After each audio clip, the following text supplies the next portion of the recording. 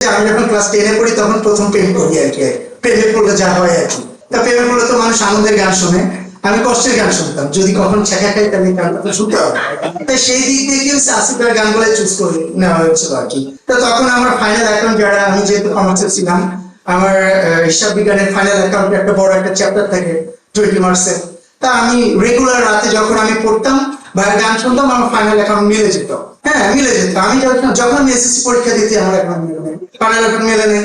তা এখন আম্মু আমাকে জিজ্ঞেস করতেছে কি অবস্থা, এটা কি অবস্থা। আমার বললাম, আম্মু এটা তো মিলে নাই। তো ওই যে তোরে বলছি সারা গান শুনবি আর আর্ট করবি, গান শুনবি আর ফাইনাল অ্যাকাউন্ট করবি, মিলবে কিভাবে। তো তখন মনে হয়েছে যদি আমার একটা ওয়ার্কার থাকতো, আমার এসএসসি পরীক্ষার ভিতরে হয়তো ফাইনাল অ্যাকাউন্টে মিলে যেত। যেহেতু চলচ্চিত্র শিল্পীদের আমি প্রতিনিধি, জেনারেল সেক্রেটারি, তো আজকেও আমার একটা অন্যরকমের একটা অনুভূতি।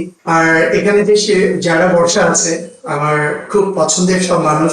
হয়তো আমি অতটা সবার সঙ্গে কানেক্ট না, বাট হয় টেলিভিশনে হোক বা একটু দূরে হোক, সবার সঙ্গে ভালো লাগায় কাজ করে আর কি। সবাইকে অনেক পছন্দ করি। আর আমার তো ইন্ডাস্ট্রি নেতা একজন আছেন, খসরু ভাই, সাথে আমার সেক্রেটারি ইসলাম ভাই আছেন। আমার খুব ভালো লাগছে। থ্যাংক ইউ ইলাম ভাই, আমাকে এত সুন্দর একটা প্রোগ্রামে ইনভাইট করার জন্য। আর বিশেষ করে কালকে রাত দেড়টায় আমাকে ফোন করেছে আননোন নাম্বার থেকে। আমি বুঝতে পেরেছি না, আমার সারা রাত জেগে থাকতে আমার কোনো অপশন নাই। আমার মেম্বাররা যে কোনো মুহূর্তে ফোন দিতে পারে। আমি সর্বপ্রথম একটা কথা বলে স্টার্ট করি, সেটা হচ্ছে যে আমি আপনাদের কাছে রিকোয়েস্ট করব, আমরা একটা চলচ্চিত্র অনেক বেশি স্বপ্ন নিয়ে বানাই। আর বিশেষ করে স্বপ্নটা শুধু একজন ডিরেক্টর বা একজন প্রযোজকের থাকে না। এখানে যত আর্টিস্ট যারা আছে প্রত্যেকের কিন্তু একটা স্বপ্ন থাকে, সবার একটা সন্তানের মধ্যে থাকে একটা চলচ্চিত্র। আর সেক্ষেত্রে চলচ্চিত্র হিট হবে কি ফ্লপ হবে, দর্শক দেখবে কি দেখবে না, এটা তো পরের চিন্তা। স্বপ্নটা শেষ পর্যন্ত কিন্তু আমরা যেতে চাই।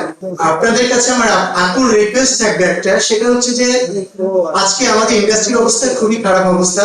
দয়া করে আপনারা পজিটিভ দিকগুলো একটু তুলে ধরবেন প্লিজ। একটা চলচ্চিত্রে অনেক ভালো মন্দ অনেক দিকই থাকে, আপনারা পজিটিভটা তুলে ধরেন না। সমস্যাটা কোথায়? আমার তো আপনাদের তো কেউ শত্রু না, প্রযোজক কেউ শত্রু না, আমাদের পরিচালক। তাহলে একটু পজিটিভলি যদি 2-4টা ছবি যদি সুন্দর যায়, তাহলে তো আমাদের দর্শকরা হলে ফেরা শুরু করবে।